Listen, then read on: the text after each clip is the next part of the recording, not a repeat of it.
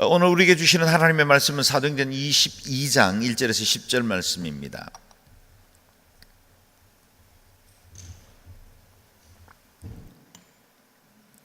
사도행전 22장 1절에서 10절까지 말씀, 저와 여러분 한 절씩 교독해서 받들어 읽겠습니다. 형제들과 어르신 되시는 동포 여러분, 이제 내가 해명하는 것을 잘 들어주시기를 바랍니다.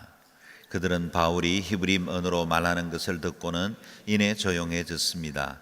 그러자 바울이 계속 말했습니다. 나는 길기야 지방의 다소에서 태어난 유대 사람이지만 이 도시에서 자랐습니다. 나는 가말리엘의 지도 가운데 우리 조상들의 율법으로 엄격한 훈련을 받았고 오늘 여기 모인 여러분 못지않게 하나님께 대한 열심이 있었습니다. 그래서 나는 이 도를 따르는 사람들을 죽이기까지 핍박하며 남녀를 가리지 않고 모두 잡아다가 감옥에 집어넣었습니다.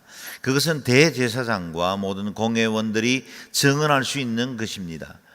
나는 심지어 그들로부터 다메섹에 있는 형제들에게 보낼 공문을 얻어냈고 그곳에 있는 신자들을 붙잡아 예루살렘으로 데려와 처벌받게 하려고 다메섹으로 떠났습니다. 내가 다메섹에 가까이 이르자 정오쯤 됐는데 갑자기 하늘에서 빛을 밝은 내 주위를 둘러비쳤습니다. 내가 땅에 풀썩 쓰러졌는데 한 음성이 내게 말씀하시는 것이 들렸습니다.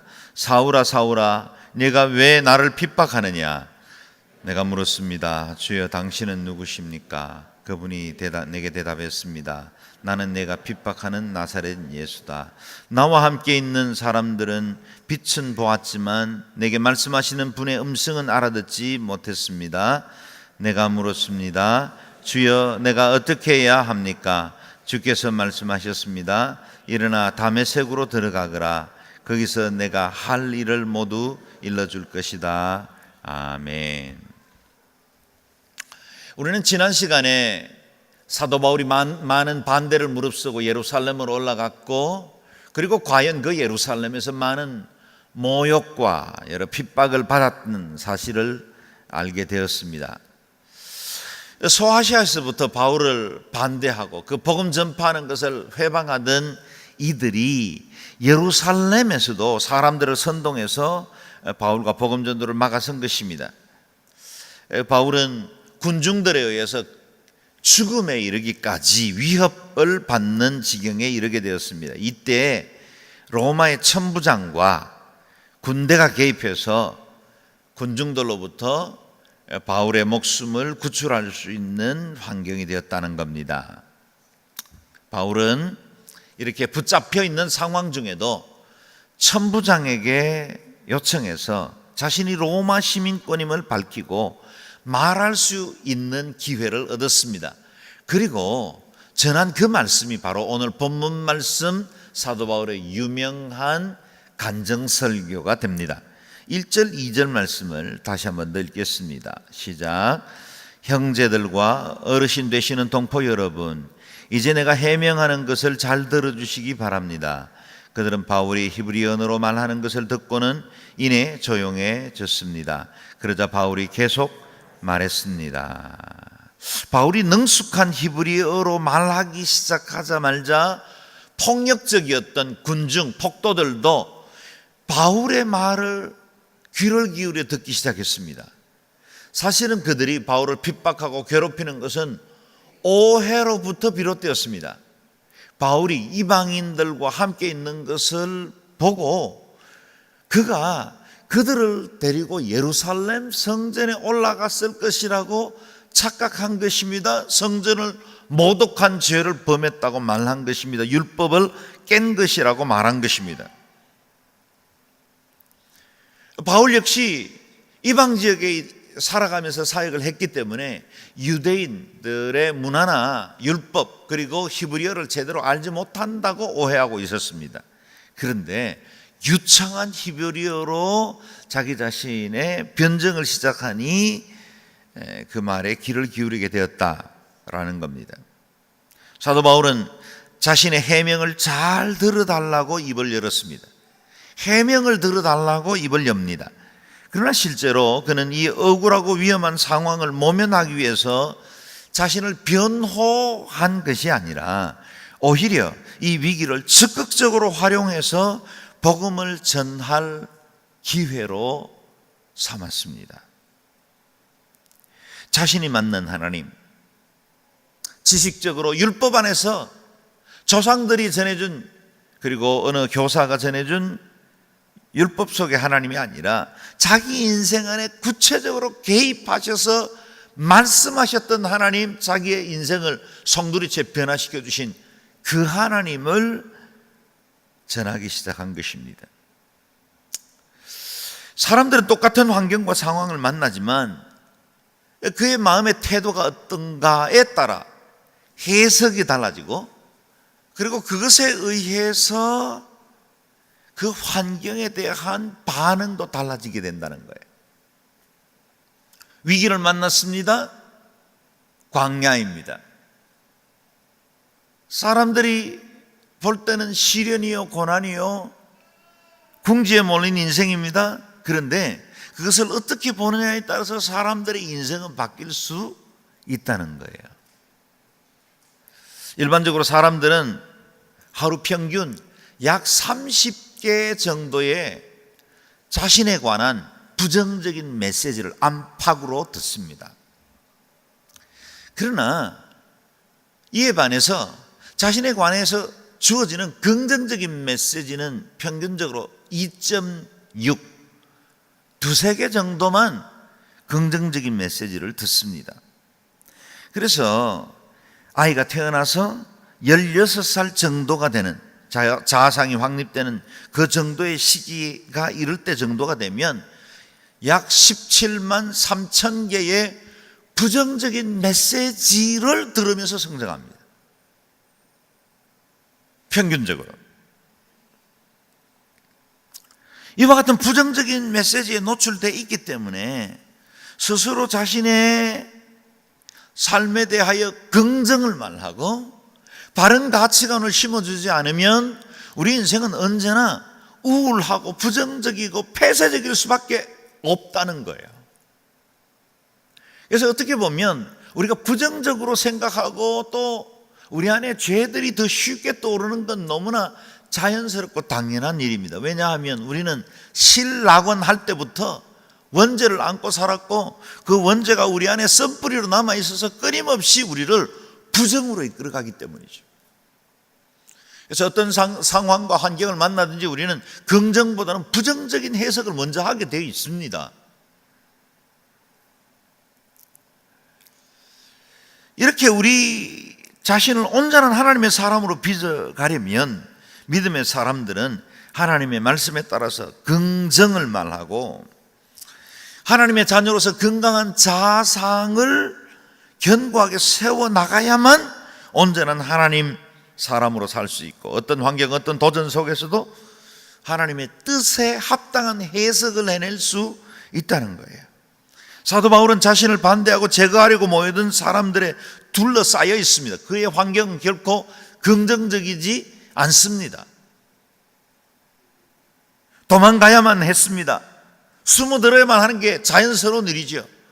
그리고 자신이 당한 위기 앞에서 두렵고 그리고 염려에 가득 찬 미래를 불안해하는 것이 당연했습니다. 그런데 그는 자신의 인생이 모여든 군중들로 인해서 내몰리지 않기로 결정했어요. 여러분, 내 삶을 부정으로 몰아가는 우리의 환경에 대해서 내 자신을 내어 맡기지 않기로 결정하는 것이 중요해요. 우리의 인생은 가치 있는 것입니다. 여러분, 우리의 삶은 하나님이 그 아들 독생자 예수 그리스도를 지불하시기까지 가치 있는 거예요. 그런데 왜 몇몇 사람들의 평가에 여러분의 가치를 내맡깁니까? 왜 한두 사람이 여러분에 대해서 부정적으로 말했다고 해서 그렇게 우울하고 그렇게 힘들어하고 방문을 걸어 잠그십니까? 왜 지금까지 있었던 몇 번의 부정적인 경험 때문에 새로운 사람들을 만나는 것을 두려워하고 여러분 인생 안에 행하실 하나님의 새로운 일들, 그 긍정적인 사건들까지 제약하고 막아버리고 맙니까? 여러분, 우리는 가치 있는 인생이에요. 하나님이 우리를 값주고 구별하여 피로 값주고 사신 인생이에요. 여러분 안에 있는 보배롭고 복된 그 삶의 가치를 불러일으킬 수 있기를 바랍니다. 부정적인 환경과 조건 안에 여러분을 맡기지 마세요. 몇몇 사람들 나에 대해서 잘 알지도 못하고, 그리고 충분히 환경을 객관적으로 평가하지도 못한 사람들이 몇 마디 말하는 부정적인 말들 때문에 여러분들이 불안해하거나 두려워하지 마세요. 우리를 평가하실 수 있는 분은 오직 한 분밖에 없습니다. 우리가 의로 주님 앞에 심판대에 설 때 그분이 저리로서 산 자와 죽은 자를 판단하실 거예요. 그때만 완전한 판단이 있어요. 그 전까지는 우리 안에 있는 이 부정적인 소리들에 대해서 여러분 내몰리지 말고, 하나님 나를 통해서, 이 환경을 통해서 행하실 일들이 무엇인지 긍정을 붙드세요. 긍정을.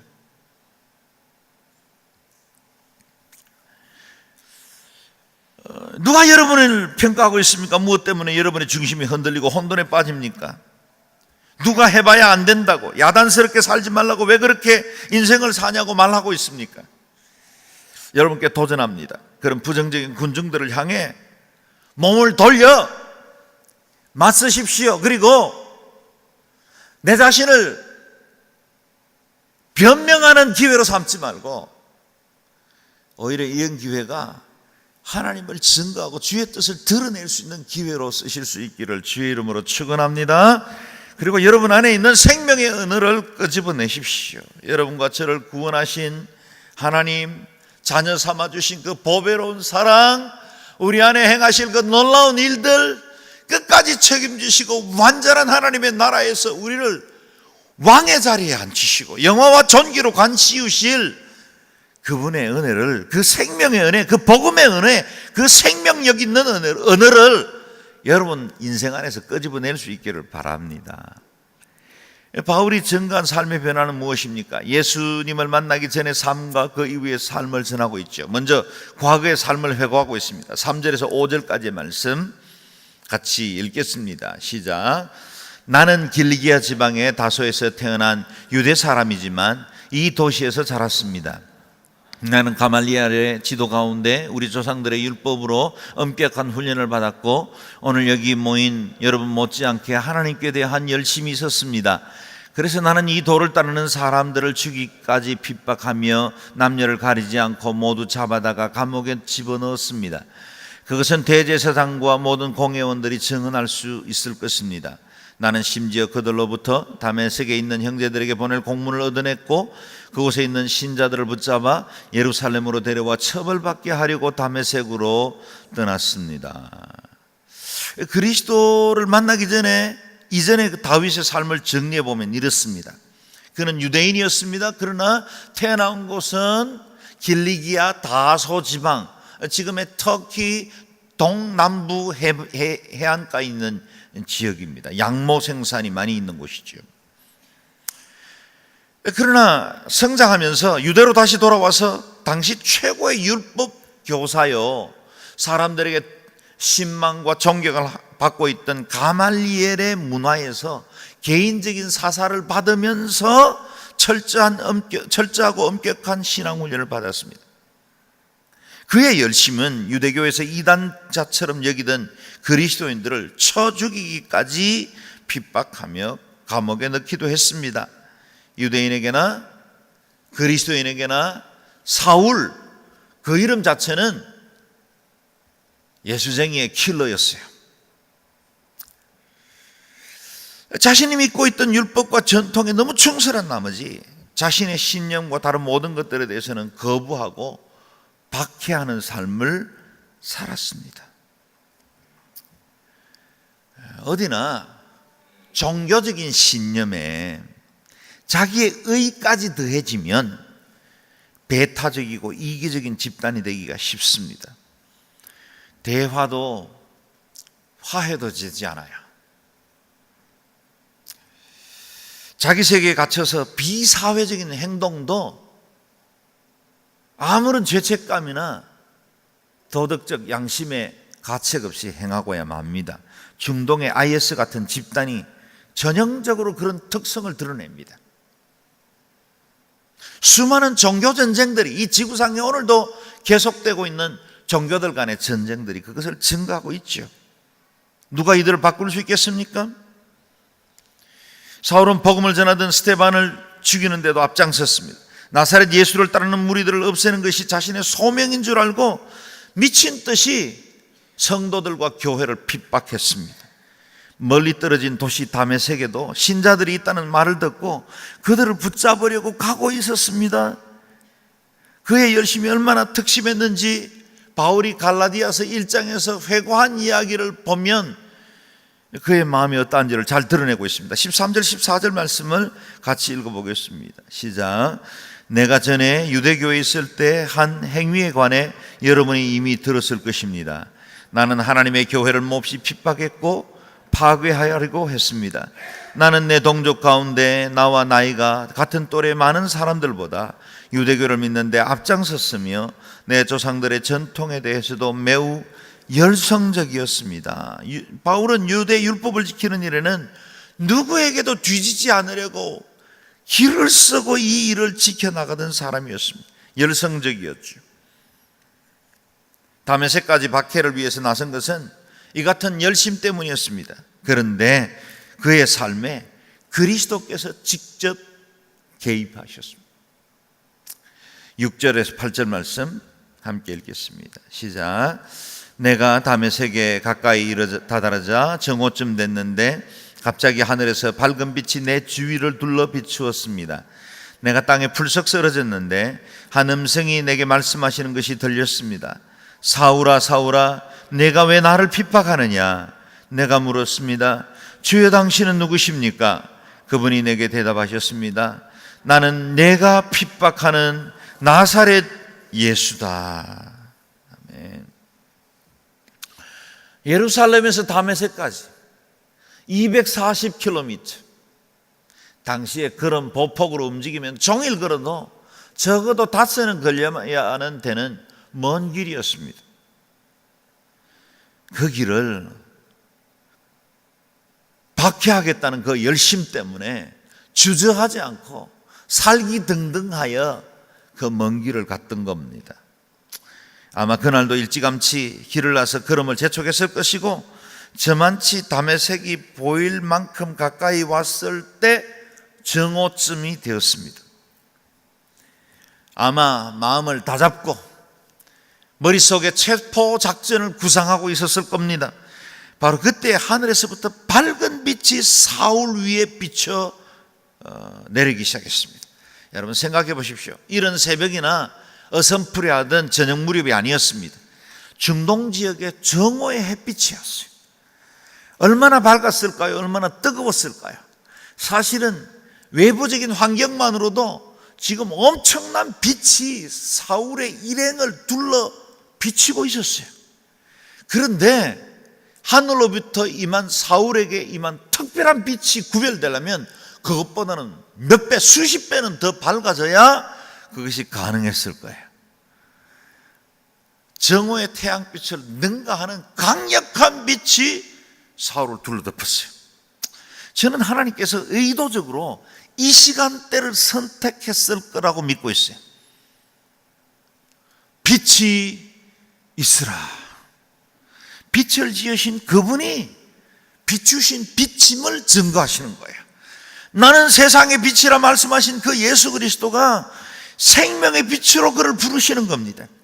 사울은 그 자리에서 꼬꾸라졌고 사울의 신념도 자기 의도 다 무너져 내렸을 겁니다. 자신이 자랑하던 율법의 배경도 정오의 빛처럼 자랑하던 자기의 의도 그보다 더 밝은 하나님의 빛 앞에 아무것도 아니라는 것을 알게 되었을 것입니다. 전능하신 하나님의 의로우심 앞에 돌아오기 전까지는 인간의 교만은 결코 해결되지 않습니다.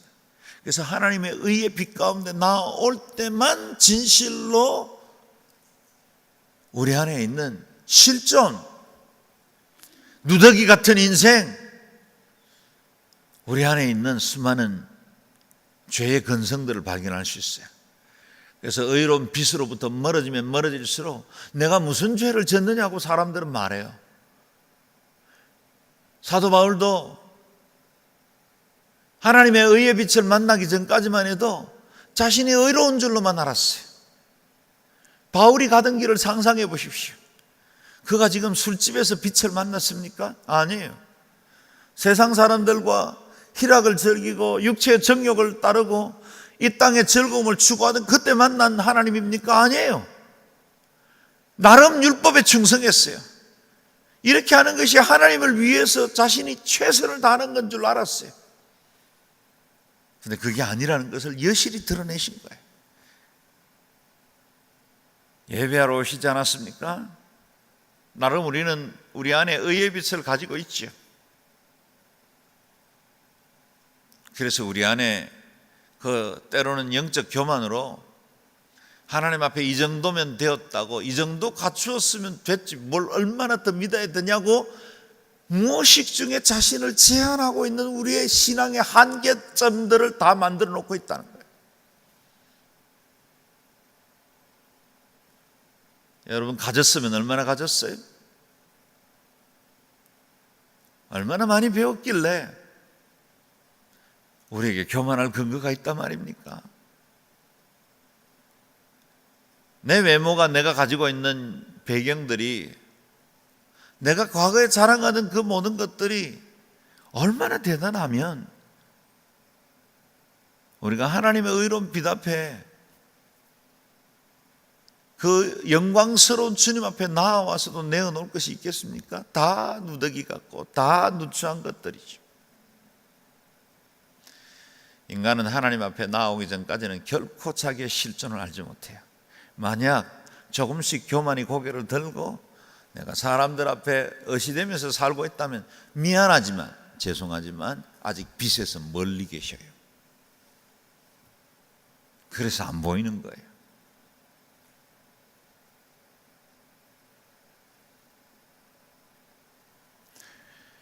우리가 만약에 하나님의 의로운 빛이 없으면 때로는 교만하다, 때로는 열등하다가 우열가리게 열중하는, 그래서 사람들 사이에 있는 우열 때문에 갖는 희노애락일 뿐입니다.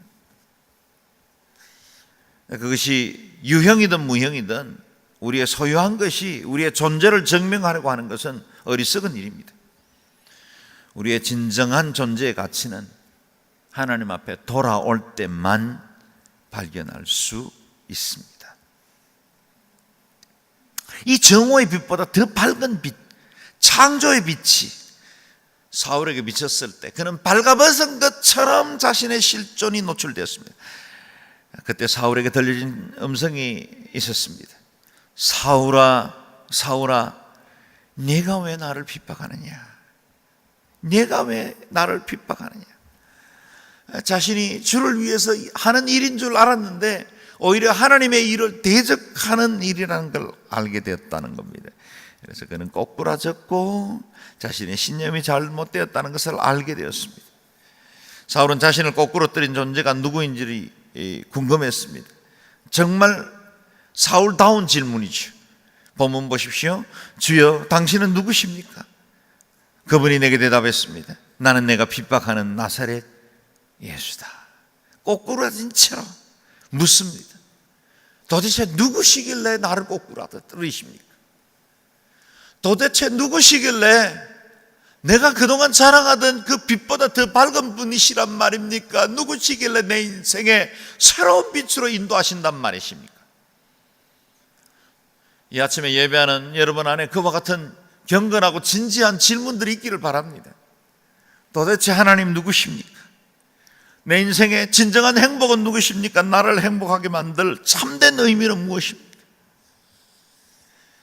가끔씩 우리 주변에도 완강하게 복음을 반대하는 분들을 만납니다. 생각해보면 그리 자신과 상관도 없고 그래야 해야 될 이유도 없는 것 같은데 왜 그렇게 핏대를 높이면서 기독교를 반대하고 교회를 폄하하는지 참 안타까울 때가 많이 있습니다. 기독교가 만약 본인의 뜻과 맞지 않다면 다른 종교들 중에 하나 정도로만 취급해도 괜찮을 것 같은데 그냥 기독교는 그냥 아주 몹쓸 종교인 것처럼 그렇게 거부감을 드러내고 또 핍박하는 분들을 만나게 됩니다. 배후의 영적 세계의 원리가 작동하는 것도 사실이지만 여전히 사울에게서 보던 그 완고함이 그분들 안에 있는 것 같다는 생각을 합니다. 자기 의로 만든 껍질. 내가 예수쟁이들보다 아무개 장로, 아무개 목사, 아무개가 신앙생활 오랫동안 했다고 하는데 내가 그 인간보다는 자기 의의 껍질이죠. 그 껍질에 쌓여있는 동안에는 결코 하나님의 의의 빛을 발견할 수가 없는 겁니다.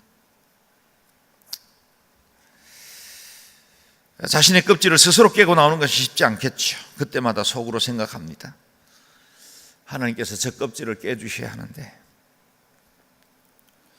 하나님이 직접 손대시면 고생 많이 하실 텐데 하나님이 만지시면요, 여러분, 내가 주님 앞에 나오면 하나님의 그 은혜, 하나님의 은혜 감사함으로 우리가 늘 기쁨으로 예배할 수 있지만 주님이 손대서 나오면 언제나 거북하고 힘든 일이 벌어집니다.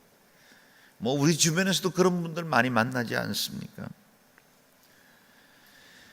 사울처럼 극적으로 예수님 만나는 것도 복이지만 믿는 가정에 태어나거나 아니면 주변에 전도하는 분이 있어서 그분의 인도함을 받아서 교회 나오게 된 것, 그런 것들이 더 큰 복이라는 것도 여러분 아실 수 있기를 바랍니다. 9절 말씀 한번 읽어보십시오. 같이 읽겠습니다. 나와 함께 있는 사람들은 빛을 보았지만 내게 말씀하시는 분의 음성은 알아듣지 못했습니다. 다메섹에 빛이 임했을 때 사울과 함께하던 모든 사람들은 다 빛을 보았어요. 똑같이 빛을 봤어요. 그런데 사울이 들었던 주님의 음성은 다 들은 게 아니에요. 여러분, 똑같이 고난을 겪고 똑같이 환난을 만나요. 근데 어떤 사람들은 그 환난이 하나님께로 더 가까이 나아가고 주님을 온전히 발견할 수 있는 축복의 기회가 돼요. 근데 어떤 사람들에게는 도리어 그 환난으로 인해서 믿음에서 멀어지거나 아니면 하나님에 대해서 불평하고 원망함으로 온전한 신앙으로 나오지 못하는 분들도 있어요. 여러분, 하나님의 음성이 들린다고 다 들을 수 있는 거 아니에요. 똑같은 예배 시간에 자리에 앉아서 예배를 드려도 하나님의 음성이 들릴 수도 있고 안 들릴 수도 있어요. 내가 만약 고난을 겪고 어려운 환경을 만나서 그 시간 동안에 주님이 내 인생을 향하신 계획을 묵상하고 내가 잃어버렸고 박탈됐고 상실되었을 그때 하나님의 은혜를 붙들면 그건 축복의 시간이 되는 겁니다. 여러분 삶에도 이런 점검들이 매번 있기를 바랍니다. 나는 제대로 달리고 있는가? 방향은 맞게 가고 있는가? 지금 당한 일을 주도하시는 분은 누구신가? 지금 내가 당한 환경을 통해서 말씀하시는 것은 무엇인가? 평소에는 들리지 않던 그 하나님의 세미한 음성이 내가 어려운 광야에 서면 소리가 들리기 시작하고 그리고 그것을 통해서 하나님의 그 세밀한 터치들을 경험할 수 있게 됩니다. 내 마음이 분요해서 그리고 세상의 여러 즐거움으로 내 마음이 채워져 있으면 하나님 말씀하고 싶어도 소리가 들리지 않고 하나님 말씀하고 계시는데도 그 일에 귀를 막을 때가 많이 있습니다. 그러나 광야의 환경을 만나면 단순해지고 마음이 낮아지면 귀가 예민해집니다. 저는 오랫동안 위장장애를 많이 겪었습니다. 그래서 소화가 되지 않는 그런 환경이 되면 맨 먼저 제 코가 예민해집니다. 음식 냄새를 기가 막히게 잘 맡습니다. 코가 예민해지면 내 위장이 소화를 못하고 있다는 증거예요. 하나님이 그와 같이 우리 몸을 보호하기 위한 이런 방어 기제로 만들어 주신 거죠. 여러분, 내가 환난을 만나고 위기 가운데 빠지면 그때는 내 귀가 예민해지는 거예요. 그래서 광야에 있을 땐 하나님의 음성이 들립니다. 히브리어로 광야를 뜻하는 단어는 예시몬, 또 아라바 같은 단어들을 사용합니다. 그러나 가장 많이 사용하는 단어는 미드바르입니다. 미드바르는 성경에 270회나 사용됐습니다. 그런데 하나님의 말씀을 다바르라고 하거든요. 다바르, 똑같은 단어입니다. 미다바르입니다. 하나님의 말씀이 있는 곳이 광야예요. 내가 이 땅에서 세상의 분유함으로 내 마음이 휩쓸려 있을 때는 들리지 않던 소리가 광야에 가면 들리기 시작해요. 귀가 예민해서요. 사도 바울은 그가 꼬꾸라졌을 때 그의 귀에 하나님의 음성이 들리기 시작한 거예요. 사랑하는 여러분, 예언자들이 하나님의 말씀을 들을 때 광야로 나아간 것처럼 주님도 공생애를 시작하기 전에 40일 동안 광야에서 주야를 보낸 것처럼 우리의 삶에도 광야가 있어서 하나님의 음성에 귀를 기울여 들을 수 있기를 바랍니다. 만약 고난과 환난의 광야이거든 그것이 불평과 원망의 시간으로 되지 않고 하나님의 음성을 들을 수 있는 축복의 시간으로 바꿀 수 있기를 바랍니다.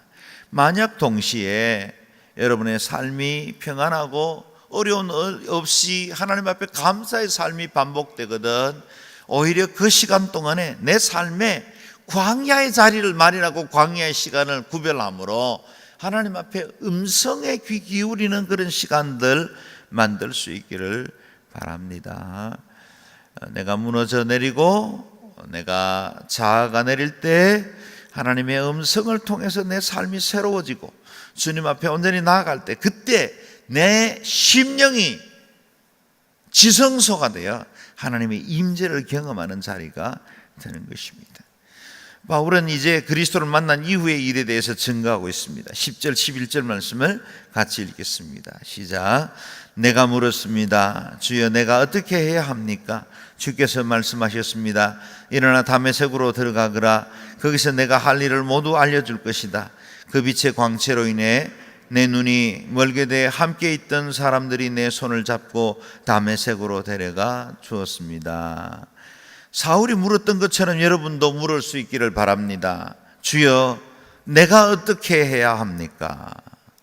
이 질문은 막연한 미래가 불안해서 던지는 질문이 아닙니다. 예수님을 만나면 이런 경건한 고민이 시작됩니다. 주여 내가 어떻게 해야 합니까? 주여 내가 어떻게 해야 합니까? 내가 어떻게 해야 주님을 기쁘시게 해드릴 수 있습니까? 내가 무엇을 해야 내 삶에 목적하신 그 아름다운 가치를 이룰 수 있겠습니까? 그동안 바울은 율법이 자신의 자신을 지탱해주고 있었지만 이제 그리스도를 인격적으로 만남으로 주와 동행하는 축복을 누리게 되었습니다. 그동안 그는 자신의 신념을 따라가던 길에서 이제는 부르심을 따라 살아가는 삶으로 변화되었습니다. 그는 세상에 대해서는 눈이 멀어져 버렸고 이제 하나님께 눈을 뜨게 되었고 하나님의 음성을 들을 수 있는 귀가 된 것입니다. 다메섹의 도상 그곳에서 주여 내가 어떻게 해야 합니까? 라고 물었듯이 여러분도 하나님 앞에 이와 같은 질문을 가지고 이 예배 자리를 떠날 수 있기를 바랍니다. 주여 내가 어떻게 해야 합니까? 이렇게 물으면 주님이 반드시 사람들을 통해서 환경을 통해서 답을 주십니다. 사울에게는 다메섹의 아나니아라는 경건하고 존경받는 믿음의 사람들을 준비시켜 주셨습니다. 14절에서 16절 같이 읽겠습니다. 시작. 그러자 아나니아가 말했습니다. 우리 조상들의 하나님께서 당신을 선택해 그분의 뜻을 알게 하시고 의로우신 그분을 보게 하시고 그분의 입에서 나오는 음성을 듣게 하셨습니다. 당신은 보고 들은 것을 모든 사람에게 전하는 예수의 증인이 될 것입니다. 그러니 이제 당신이 망설일 이유가 무엇입니까? 일어나서 세례를 받고 주님의 이름을 불러 죄 씻음을 받으시오. 아멘. 앞을 보지 못한 채로 사람의 손에 이끌려 들어간 그 다메섹에서 아나니아를 만났고 그의 기도를 받고 사울의 눈이 떠졌고 세례를 받고 새로운 소명, 부르심도 얻게 되었습니다. 주여, 내가 무엇을 해야 합니까? 그때 주님이 사명 주신 것입니다. 다메섹 도상에 사도 바울의 삶에 BC와 AD가 이루어진 것처럼 여러분의 삶에 예수 그리스도가 BC와 AD로 나눠지게 해주시기를 바라고, 또 그 삶을, 그 주님을 만난 자리에서 여러분의 소명이 새로워질 수 있기를 바랍니다.